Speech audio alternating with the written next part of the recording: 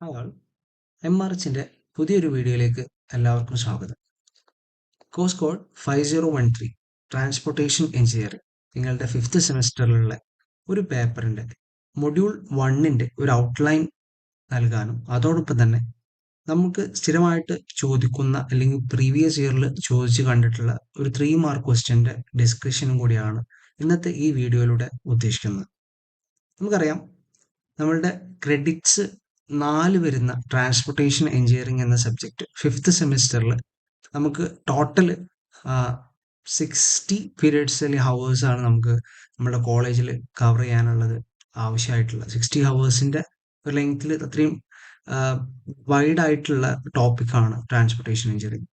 അതിൽ നമുക്കറിയാം first module completely നമ്മൾ ഡിസ്കസ് ചെയ്യുന്നത് ഹൈവേ ആൻഡ് ട്രാഫിക് എഞ്ചിനീയറിംഗ് അല്ലെങ്കിൽ ഹൈവേ എഞ്ചിനീയറിംഗുമായി ബന്ധപ്പെടുത്തിയ കാര്യങ്ങളും അതോടൊപ്പം തന്നെ ട്രാഫിക് എഞ്ചിനീയറിംഗിന്റെ കാര്യങ്ങളുമാണ് ഫസ്റ്റ് മൊഡ്യൂളിൽ ഡിസ്കസ് ചെയ്യുന്നത്. അപ്പോൾ അത് ഹാഫ് ആൻഡ് ഹാഫ് എന്നുള്ള രീതിയിൽ ഹൈവേയിലൂടെ ട്രാഫിക്കിലേക്ക് എത്തുന്ന രീതിയിലാണ് നമ്മളുടെ മൊഡ്യൂൾ 1 കോഴ്സ് അല്ലെങ്കിൽ മൊഡ്യൂൾ 1 ഔട്ട്കം അല്ലെങ്കിൽ മൊഡ്യൂൾ 1ലുള്ള കണ്ടന്റുകൾ അവർ ക്രിയേറ്റ് ചെയ്ത് വെച്ചിട്ടുള്ളത്. അപ്പോൾ നമുക്ക് ഓരോ കണ്ടന്റ് ആയിട്ട് നോക്കാം. മൊഡ്യൂൾ 1 ആദ്യം തന്നെ നമ്മളൊരു ഇൻട്രൊഡക്ഷൻ ഭാഗമാണ് ഹൈവേ അല്ലെങ്കിൽ ട്രാഫിക്കിലുള്ള കാര്യങ്ങൾ പറയുന്നത്.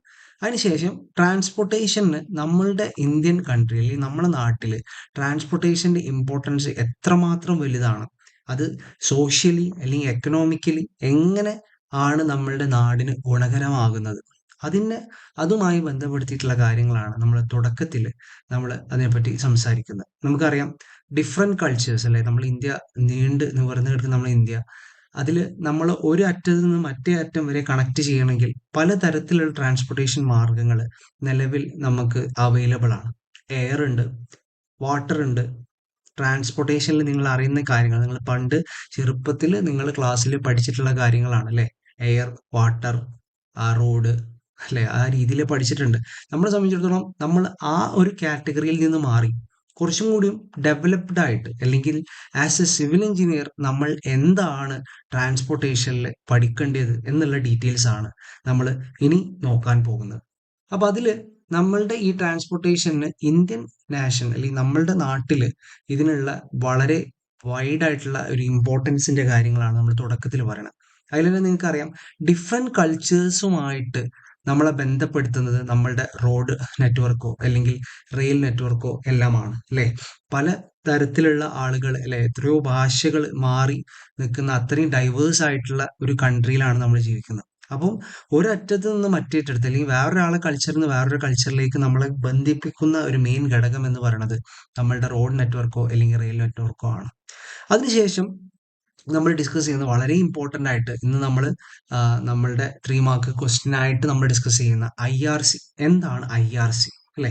IRC എന്ന് പറയുമ്പോൾ നമുക്ക് ഡീറ്റെയിൽഡ് ആയിട്ട് നോക്കാം. നിങ്ങൾക്ക് ജസ്റ്റ് അതിൻ്റെ ഡെഫിനിഷൻ എന്താണ്, അതിൻ്റെ ഫുള്ള് എന്ന് പറഞ്ഞു കഴിഞ്ഞാൽ ഇന്ത്യൻ റോഡ് കോൺഗ്രസ്, അതാണ് എന്ത് IRC എന്ന് പറയുന്നത്.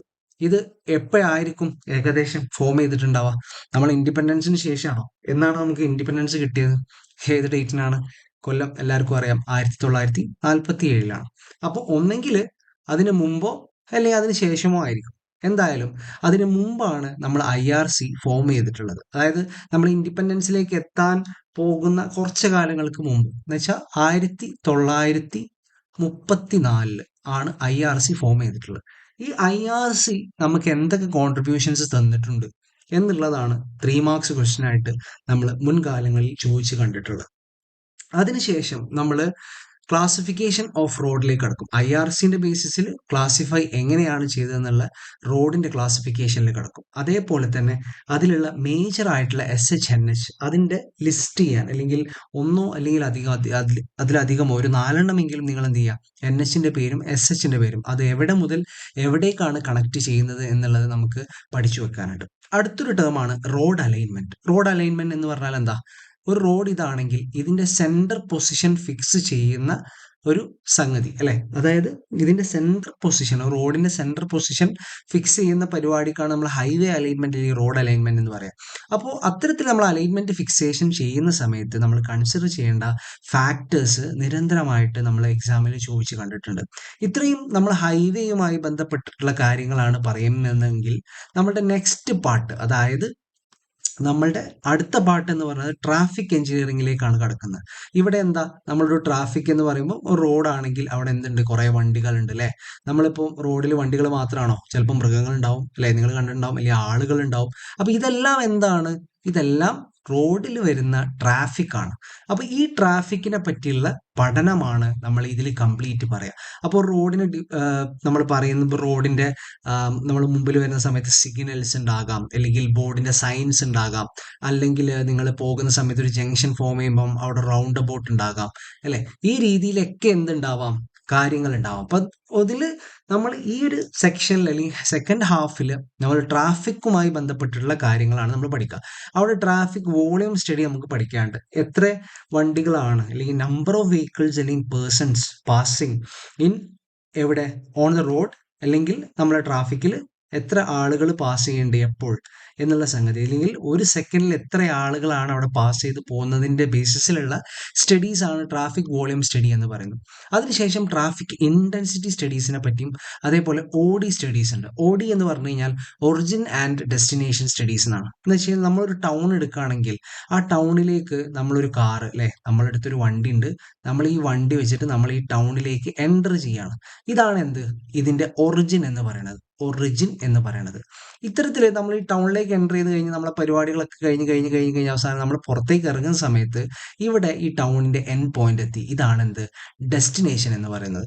അപ്പൊ ഇത്തരത്തിൽ ഒരു വണ്ടി ഉള്ളിൽ കയറിയിട്ട് പുറത്തേക്ക് എത്തുന്ന ആ ഒരു സമയം നമ്മൾ കാൽക്കുലേറ്റ് ചെയ്ത് കഴിഞ്ഞാൽ നമുക്ക് മനസ്സിലാവും, ഒരു ടൗൺ ടച്ച് ചെയ്യാതെ നമുക്ക് എന്ത് ചെയ്യാൻ പറ്റും, ഒരു ബൈപ്പാസ് ക്രിയേറ്റ് ചെയ്ത് കൊടുത്താൽ എത്രയും പെട്ടെന്ന് നമുക്ക് എന്ത് ചെയ്യാൻ പറ്റും, നമ്മുടെ ഡെസ്റ്റിനേഷൻ അറൈവ് ചെയ്യാൻ പറ്റും.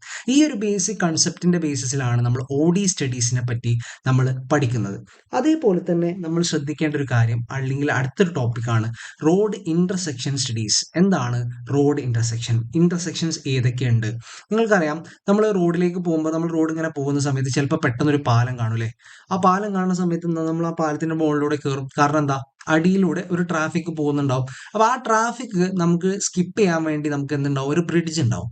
അപ്പം ഇതെല്ലാം എന്താണ്, ഗ്രേഡുകളാണ്. അല്ലെങ്കിൽ ഗ്രേഡ് എന്ന് പറഞ്ഞു കഴിഞ്ഞാൽ എന്താണ്, ഒരു ഗ്രേഡിയന്റ് ഫോം അല്ലെങ്കിൽ ഒരു സ്ലോപ്പ് ക്രിയേറ്റ് ചെയ്യുമ്പോൾ ഗ്രേഡിയന്റ് ആയിട്ടുള്ള കാര്യങ്ങൾ എന്ന് വെച്ചാൽ നമ്മൾ സ്ട്രെയിറ്റ് ആയിട്ട് റോഡ് കൊടുക്കുമ്പോൾ ഇതെന്താണ്, ഇന്റർസെക്ഷൻ അറ്റ് ഗ്രേഡ് ആണ് അല്ലെ, ഗ്രേഡിൽ വരുന്ന ഇന്റർസെക്ഷൻ.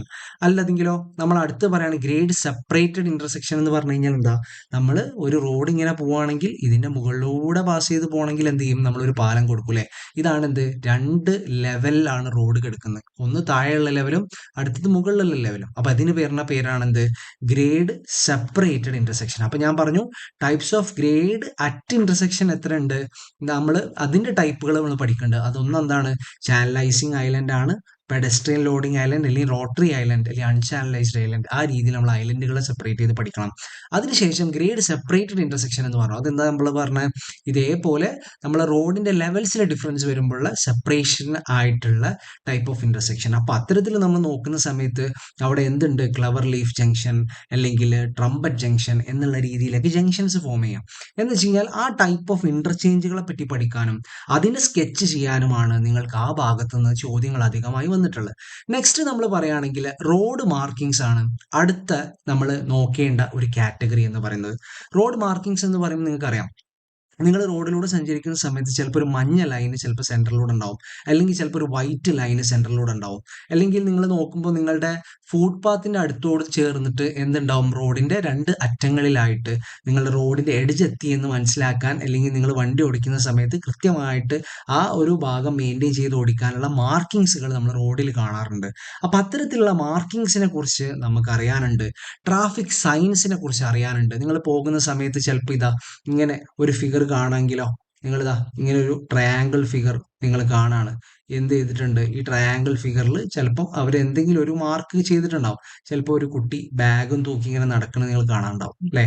ഈ രീതിയിൽ ഇങ്ങനെ നടക്കുന്നത് കാണുമ്പോൾ നിങ്ങൾക്ക് എന്ത് മനസ്സിലായി, സ്കൂൾ അഹെഡ് എന്നുള്ള ഒരു ഓപ്ഷനാണ് നമുക്ക് തരുന്നത് അല്ലെ. അതിന്റെ കൃത്യമായിട്ടുള്ള അതിൻ്റെ സിഗ്നേച്ചറും അതേപോലത്തെ ഇവിടുത്തെ മാർക്കിങ്ങും അതിൻ്റെ കളറും അങ്ങനത്തെ കാര്യങ്ങളാണ് നമ്മൾ ട്രാഫിക് സയൻസിൽ പഠിക്കുക. അതിൻ്റെ ടൈപ്സും അതിൻ്റെ പേർപ്പസുകളും വ്യത്യസ്തമായിട്ടുള്ള ടൈപ്പ് ഓഫ് സയൻസിനെ പറ്റി നമ്മൾ പഠിക്കുന്നുണ്ട്. മെൻഡേറ്ററി അല്ലെങ്കിൽ കോഷൻട്രി അല്ലെങ്കിൽ ഇൻഫോമേറ്ററി അല്ലെങ്കിൽ ടെമ്പററി സയൻസ് അല്ലെ. ടെമ്പററി സയൻസ് ഒക്കെ എവിടെ വരിക? നമ്മൾ വർക്ക് ചെയ്യുന്ന സമയത്ത് വർക്ക് അഹെഡ് അല്ലെ, ബി കെയർഫുൾ അല്ലെങ്കിൽ അങ്ങനെ അത്തരത്തിലുള്ള മെസ്സേജുകൾ എവിടെ ഉണ്ടാവും? വർക്ക് നടക്കുന്ന സമയത്ത് എടുത്തോ, അല്ലെങ്കിൽ കൺസ്ട്രക്ഷൻ അഹെഡ് എന്നുള്ള രീതിയിലുള്ള സിഗ്നേച്ചേഴ്സ് ഉണ്ടാവും. അപ്പോൾ ഇതാണ് ടെമ്പററി സയൻസിൽ വരിക. ഇൻഫോമേറ്ററി സയൻസിലോ നിങ്ങൾ പോയിക്കൊണ്ടിരിക്കുന്ന സമയത്ത് കോഴിക്കോട് ഇത്ര ദൂരം, എറണാകുളം ഇത്ര ദൂരം അല്ലെ, 60 കിലോമീറ്റർ അല്ലെങ്കിൽ 50 കിലോമീറ്റർ, അത്തരത്തിലുള്ള സയൻസ് ബോർഡ് സയൻസ് ആണ് ഇൻഫോമേറ്ററിയിൽ വരിക. കോഷൻട്രിയോ നിങ്ങൾ ചിലപ്പം കണ്ടിട്ടുണ്ടാവും, ഇങ്ങനെ ഒരു കുന്ന് കാണിച്ചിട്ട് ആ കുന്നിന്റെ മുകളിൽ കൂടെ ഇങ്ങനെ 2-3 കല്ലുകൾ വീകുന്ന രീതിയിൽ കാണിച്ചിട്ടുണ്ടാവും. ഇത്തരത്തിൽ പറഞ്ഞാൽ എന്താ? മുമ്പിൽ നിങ്ങൾ പോകുന്ന സമയത്ത് എന്തുണ്ട്? ഒരു ഹില്ലുണ്ട്. ആ ഹില്ലിന്റെ മുകളിൽ നിന്ന് ലാൻഡ് സ്ലൈഡ് ഉണ്ടാവുന്ന ടൈപ്പ് ഓഫ് സ്ഥലങ്ങളാണിത്. അപ്പൊ ശ്രദ്ധിച്ചു പോകുക വണ്ടി എന്നുള്ള കോഷൻട്രി ആയിട്ടുള്ള സംഗതികളാണ് നമുക്ക് തരുന്നത്. അടുത്തതോ, ഇത് മെൻഡേറ്ററി ആണ്. മെൻഡേറ്ററി എന്ന് പറയുമ്പോൾ എന്താ? സ്റ്റോപ്പ് സൈൻ അല്ലെ. ഇതൊരു മെൻഡേറ്ററി സൈനാണ്. മെൻഡേറ്ററി എന്ന് പറയുമ്പോൾ സ്റ്റോപ്പിന്റെ സിഗ്നേച്ചർ എങ്ങനെ വരിക? ഇതേപോലെ ഒരു ഒക്ടാഹെഡ്രൽ അല്ലെങ്കിൽ ഹെക്സാഗണൽ ഷേപ്പിൽ, ഒക്ടാഗണൽ അല്ലെങ്കിൽ ഹെക്സാഗണൽ ഷേപ്പിലായിരിക്കും എന്ത് വരിക? നമ്മളുടെ ഈ മെൻഡേറ്ററി സൈൻ ആയിട്ടുള്ള സ്റ്റോപ്പ് സൈൻ വരിക. അതെന്താണ്? അതിന്റെ ഡീറ്റെയിൽഡ് ആയിട്ടുള്ള കാര്യങ്ങളിലേക്ക് നമുക്ക് പിന്നീട് പോകാം. എന്നിരുന്നാലും ഇതാണ് നിങ്ങളുടെ മൊഡ്യൂൾ 1ന്റെ ഒരു ഔട്ട്ലൈൻ എന്ന് പറഞ്ഞു. അപ്പൊ എന്തൊക്കെയാണ് ആദ്യം നമ്മൾ നോക്കിയിരുന്നത്? ഹൈവേ എഞ്ചിനീയറിംഗുമായി ബന്ധപ്പെടുത്തിയിട്ടുള്ള കാര്യങ്ങൾ ആദ്യം നമ്മൾ പറയുകയാണെങ്കിൽ, പിന്നീട് നമ്മൾ എന്താ പറഞ്ഞത്? ട്രാഫിക് എഞ്ചിനീയറിംഗുമായിട്ട് ബന്ധപ്പെടുത്തിയിട്ടുള്ള കാര്യങ്ങളാണ് നമ്മൾ എന്ത് ചെയ്തിട്ടുള്ളത്? പറഞ്ഞിട്ടുണ്ട്. അപ്പം ഇത്തരത്തിലാണ് നമ്മളുടെ മൊഡ്യൂൾ 1 കിടക്കുന്നത്. അപ്പൊ ഇതാണ് ഒരു ജനറൽ ആയിട്ടുള്ള ബ്രീഫ് ആയിട്ടുള്ള ഒരു ഔട്ട്ലൈൻ എന്ന് പറയുന്നത് module 1.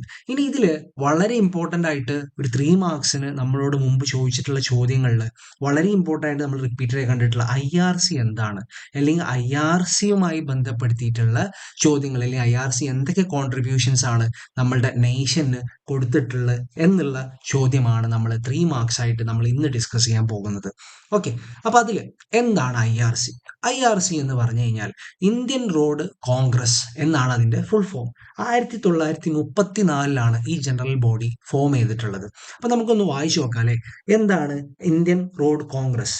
Indian road Congress or IRC is A prime body that looks over the road development in the country. അതായത് നമ്മുടെ നാട്ടിൽ ഒരു റോഡ് ഡെവലപ്മെന്റിന്റെ മെയിൻ കാര്യങ്ങൾ നോക്കുന്ന, അല്ലെങ്കിൽ അതിന്റെ കാര്യങ്ങൾ ഡീൽ ചെയ്യുന്ന ഒരു ജനറൽ ബോഡി, അല്ലെങ്കിൽ ഒരു പ്രൈം ബോഡിയാണ് എന്ത്? IRC എന്ന് പറയുന്നത്. ഇത് ഗവൺമെന്റ് എസ്റ്റാബ്ലിഷ് ചെയ്തത് 1934 ആണ്. ഈ ഒരു അപെക്സിൽ ഭയങ്കര ക്വാളിഫൈഡ് ആയിട്ടുള്ള, അല്ലെങ്കിൽ ഹൈലി ക്വാളിഫൈഡ് ആയിട്ടുള്ള ഹൈവേ എഞ്ചിനീയേഴ്സ് ആണ് ഈ ബോഡിയിൽ ഉള്ളത്. അപ്പം എന്തൊക്കെയാണ് IRC നമ്മളുടെ നേഷന് വേണ്ടി പ്രൊവൈഡ് ചെയ്തിട്ടുള്ളത്? അപ്പൊ IRC എന്താന്ന് നിങ്ങളോട് ചോദിക്കാം. IRC എന്താന്ന് ചോദിച്ചു കഴിഞ്ഞാൽ നിങ്ങൾ എന്ത് മനസ്സിലാക്കണം? IRC എന്ന് പറഞ്ഞാൽ അതിന്റെ ഫുൾ ഫോം നിങ്ങൾ അറിഞ്ഞിരിക്കണം, അതിന്റെ ഇയർ നിങ്ങൾ അറിഞ്ഞിരിക്കണം. അതോടൊപ്പം തന്നെ ഇതൊരു ജനറൽ ബോഡിയാണ്. ഇത് എന്തിനു വേണ്ടിയാ? റോഡ് ഡെവലപ്മെന്റ്, കൺട്രിയിലുള്ള റോഡ് ഡെവലപ്മെന്റിന് വേണ്ടിയിട്ടുള്ള ഒരു ജനറൽ ബോഡിയിൽ ഒരു പ്രൈം ബോഡിയാണ്. എന്തൊക്കെ ആരൊക്കെയാണ് അതിൽ അടങ്ങിയിട്ടുള്ള? ഹൈലി ക്വാളിഫൈഡ് ആയിട്ടുള്ള എഞ്ചിനീയേഴ്സ് അടങ്ങിയിട്ടുള്ള ഒരു ജനറൽ ബോഡിയിൽ ഈ പ്രൈം ബോഡിയാണ് എന്ത് എന്ന് പറയുന്നത്? IRC എന്ന് പറയുന്നത്. ഓക്കെ, ഇനി ഇത് എന്തൊക്കെ കോൺട്രിബ്യൂഷൻസ് ആണ് നേഷന് കൊടുത്തിട്ടുള്ളത് എന്നുള്ള അത് നമുക്ക് ജസ്റ്റ് ലിസ്റ്റ് ചെയ്താൽ മതി. അത് ലിസ്റ്റ് ചെയ്തിട്ട് നിങ്ങൾക്ക് നിങ്ങളുടെ രീതിയിൽ നിങ്ങൾക്ക് എന്ത് ചെയ്യാം? അതിനെ എന്താക്കാം? വലുതാക്കി അല്ലെങ്കിൽ ഡിസ്ക്രൈബ് ചെയ്തിട്ട് എഴുതാം. അപ്പൊ ഞാനത് എന്ത് ചെയ്യാം? ഓരോന്നും ലിസ്റ്റ് ചെയ്തിട്ടുള്ള കോൺട്രിബ്യൂഷൻസ് ഓഫ് IRC. ഇതാണ് നമ്മളുടെ ആ 3 മാർക്സ് ആയിട്ട് നമ്മളോട് കൂടുതലും ചോദിച്ചു കണ്ടിട്ടുള്ള ഒരു ചോദ്യം എന്ന് പറയുന്നത്. സോ കോൺട്രിബ്യൂഷൻ ഓഫ് IRC ഇത് ചിലപ്പോൾ നിങ്ങൾക്ക് 7 മാർക്കിനും ചോദിക്കാം. 7 മാർക്കിനും ചോദിക്കുമ്പോൾ നിങ്ങൾ എങ്ങനെ എഴുതണം? ഇത് ഓരോ പോയിന്റിനും നിങ്ങൾ എന്ത് ചെയ്യണം? വളരെയധികം നിങ്ങൾക്ക് അറിയുന്ന രീതിയിൽ വലുതാക്കി, നിങ്ങൾക്ക് മനസ്സിലാവുന്ന രീതിയിൽ കംപ്ലീറ്റ് ആക്കിയിട്ട് 1-2 സെന്റൻസ് ഓരോ ടോപ്പിക്കിന്റെയും അല്ലെങ്കിൽ ഓരോന്നും നമ്മൾ ലിസ്റ്റ് ചെയ്തതിന്റെ താഴെ നിങ്ങൾ എന്ത് ചെയ്യാം? ആഡ് ചെയ്യാം. ഇതിൽ സ്റ്റാൻഡേർഡ് സ്പെസിഫിക്കേഷൻ എന്ന് പറഞ്ഞു കഴിഞ്ഞാൽ എന്താണ്? ഒരു റോഡ് നിങ്ങൾ ഒരു സ്ഥലത്ത് ഉണ്ടാക്കുന്ന സമയത്ത് അവിടെ കുറച്ച് സ്പെസിഫിക്കേഷൻസ് ഓൾറെഡി മെൻഷൻ ചെയ്ത് വെച്ചിട്ടുണ്ടാവും. അതായത് റോഡ് ഇത്ര മീറ്റർ വീതിയേ പാടുള്ളൂ അല്ലേ, അല്ലെങ്കിൽ റോഡ് ഇത്ര മീറ്റർ ഹൈറ്റേ പാടുള്ളൂ. അത്തരത്തിലുള്ള സ്പെസിഫിക്കേഷൻസ് നമുക്ക് തരുന്നത് ഈ IRC ആണ് അത് എസ്റ്റാബ്ലിഷ് ചെയ്ത് വെച്ചിട്ടുള്ളത്. അതേപോലെ തന്നെ നെക്സ്റ്റ് പോയിന്റ് ആയിട്ടുള്ളത് എന്താ? Professional guidance in road engineering. അതായത് നിങ്ങൾ കൺസ്ട്രക്ഷൻ ഫീൽഡ് എടുക്കുന്ന സമയത്ത് നിങ്ങൾക്കറിയാം, നിങ്ങളൊരു ബിൽഡിംഗ് കൺസ്ട്രക്ട് ചെയ്യുന്ന പോലെയാണോ നമ്മൾ റോഡ് കൺസ്ട്രക്ട് ചെയ്യുക? ഒരിക്കലുമല്ല.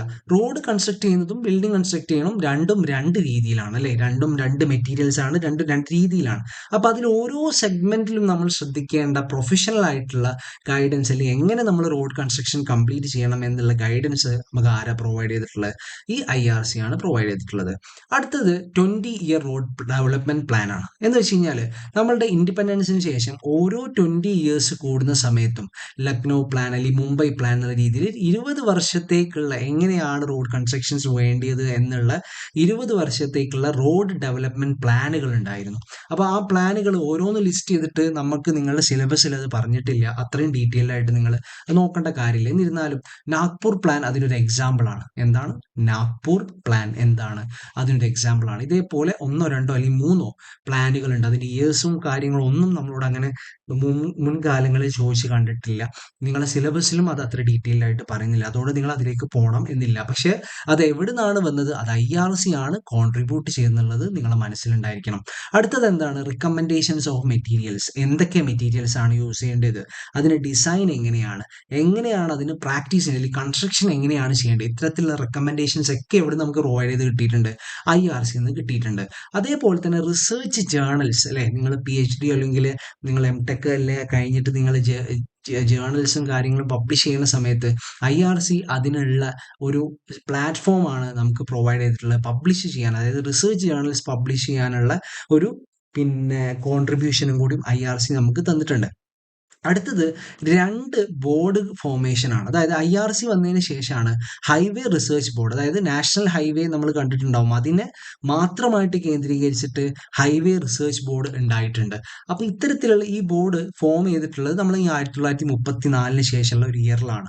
അപ്പം അതേപോലെ തന്നെ അതിനോട് ചേർന്നിട്ട് തന്നെ മോട്ടോർ വെഹിക്കിൾ ആക്ട് ഫോം ചെയ്തിട്ടുണ്ട്. ഈ മോട്ടോർ വെഹിക്കിൾ ആക്ടിന്റെ ബേസിസിലാണ് നമുക്ക് എന്തുണ്ടാവണം, നമ്മുടെ നാട്ടിൽ നമ്മൾ നോക്കുന്ന സമയത്ത് നമ്മൾ ഒരു വണ്ടി എങ്ങനെ ഓടിക്കേണ്ടത് അല്ലെങ്കിൽ അതിന്റെ ഫൈന് കാര്യങ്ങളെല്ലാം മോട്ടോർ വെഹിക്കിൾ ആക്ടിന്റെ ബേസിസിലാണ് ഉണ്ടാവുന്നത്.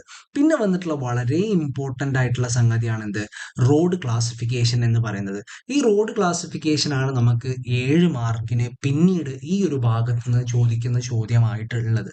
അപ്പം നമ്മൾ മനസ്സിലാക്കേണ്ട കാര്യം എന്താണെന്ന് വെച്ച് കഴിഞ്ഞാൽ, കോൺട്രിബ്യൂഷൻസ് ഓഫ് IRC എന്ന് ചോദിച്ചു കഴിഞ്ഞാൽ നിങ്ങൾ എന്ത് ചെയ്യണം? 3 മാർക്സിനാണ് ചോദ്യങ്ങൾ ചോദിച്ചിട്ടുണ്ടെങ്കിൽ നിങ്ങൾ മിനിമം ഇതിൽ നിന്ന് ഒരു 6 പോയിന്റ്സ് എങ്കിലും എഴുതിയിട്ട് അതിനെ ഡിസ്ക്രൈബ് ചെയ്യാൻ നിങ്ങൾക്ക് പറ്റണം. അതേപോലെ തന്നെ ഒരു 7 മാർക്കിന് ചോദിക്കുകയാണെങ്കിൽ നിങ്ങൾ മാക്സിമം ഇതിലുള്ള എല്ലാ പോയിന്റ്സും തന്നെ നിങ്ങൾ എന്ത് ചെയ്യാൻ, ഡെവലപ്പ് ചെയ്യാൻ വേണ്ടി ശ്രമിക്കുക. കൂടുതലും ഈ ചോദ്യം 3 മാർക്സിനാണ് നമ്മൾ മുമ്പ് കണ്ടിട്ടുള്ളത്. അതുകൊണ്ട് 3 മാർക്സിൽ കോൺട്രിബ്യൂഷൻസ് ഓഫ് IRC എന്നുള്ള ആ ഒരു കാര്യമാണ് നമ്മളിപ്പോൾ ഡിസ്കസ് ചെയ്തത്. ഓക്കെ അല്ലേ? അപ്പോൾ ഇന്നത്തെ വീഡിയോ നമ്മൾ വൈൻഡ് അപ്പ് ചെയ്യാണ്. കൃത്യമായിട്ട് നിങ്ങൾ ഫോക്കസ് ചെയ്തിട്ടുള്ള ഓരോ ടോപ്പിക്സും നിങ്ങൾ ആ രീതിയിൽ തന്നെ പഠിക്കുക, മനസ്സിലാക്കി രസത്തോടു കൂടി പഠിക്കുക. ഓക്കെ, അപ്പം നമുക്ക് അടുത്തൊരു വീഡിയോ ആയിട്ട് കാണാം. Thank you.